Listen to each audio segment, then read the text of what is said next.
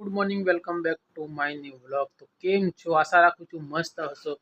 તો મિત્રો અત્યારે હું મસ્ત નહીં અને ધોઈ અને કમ્પ્લીટ ફ્રેશ થઈ ગયો છું। અત્યારે આપણે જવાનું છે મેં જે પહેલાં હિન્દી વ્લોગની અંદર બનાવ્યો હતો અને જાંબુનું ઝાડ રોપ્યું એ જોવા માટે જવાનું છે। તો અત્યારે હું એ જોવા માટે નીકળીશ અને જે હિન્દી વ્લોગમાં મેં ઝાડ રોપ્યું જાંબુનું એનો લિંક હું આ ડિસ્ક્રિપ્શનની અંદર દઈ દઈશ। તો તમે ત્યાં જઈ અને એ વિડીયો પણ પૂરો જોજો, તેથી તમને પૂરો ખ્યાલ આવી જાય।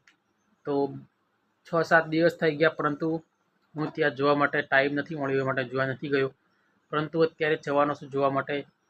તો અત્યારે હાલ તો ઘરે છું, પરંતુ થોડી વાર રહીને આપણે જઈશું ત્યાં જોવા માટે। કેવું થયું છે એ જોવા માટે જઈશું। તો ચલો મિત્રો, જલ્દી આપણે જાંબુનું ઝાડ જોવા માટે જઈએ। ફાઇનલી અત્યારે હું નીકળી ગયો છું જાંબુનું ઝાડ જોવા માટે। અત્યારે આ દરવાજો ઘરનો બંધ કરી દીધો, હવે આપણે ચપ્પલ પહેરીને સીધા જઈશું ખેતરમાં।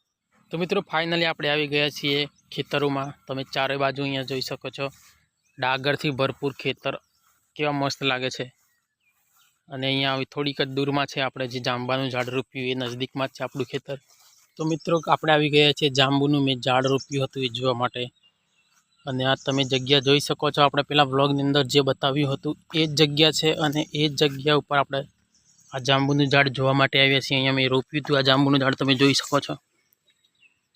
અહીંયા ખાડો પણ બહુ મોટો કરીને રોપ્યું છે, તમે જોઈ શકો છો।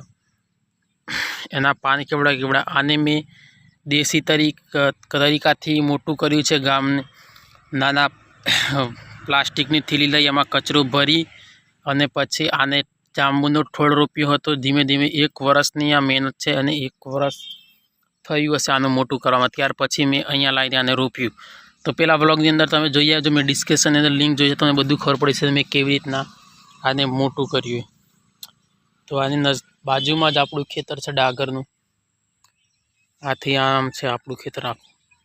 આપણે જાંબુનું ઝાડ જોઈ લીધું, હવે જઈશું ઘરે। ગરમી વધારે છે અહીંયા, એટલી બધી ગરમી છે કે ભાદરવાની ગરમી। અત્યારે તો શ્રાવણ ચાલે છે, પણ ભાદરવા જેવી ગરમી પડે છે, બહુ સખત ગરમી પડે છે। એટલે આપણે હવે રિટર્ન પાછા ઘરે જઈશું। ફાઇનલી આવી ગયું છું અત્યારે હાલ ઘરે। અહીંયા પંખા નીચે ઊભો છું, એટલી બધી ગરમી લાગે છે ના બતાવી। થોડી વાર આરામ કરીએ। તો હું અત્યારે ફાઇનલી મસ્ત ડેરીમાં આવી ગયો છું। અહીંયા તમે ડેરી જોઈ શકો છો, આ છે આપણી ડેરી। દૂધ કલેક્શન હજુ થવાનું બાકી છે, પરંતુ હાલ મેં અહીંયા આવી અને બધું કમ્પ્લીટ કરી દીધું છે। હજુ દૂધ કલેક્શન બાકી છે, તમને પણ બતાવું છું કે આ છે આપણી ડેરી। અને આજુબાજુનો એરિયા પણ તમે અહીંયા જોઈ શકો છો, બિલકુલ રસ્તાને ટચ જ છે આપણી ડેરી। જોઈ શકો છો તમે કઈ પ્રકારની છે આપણી ડેરી। અંદર જઈને પણ તમને બતાવું।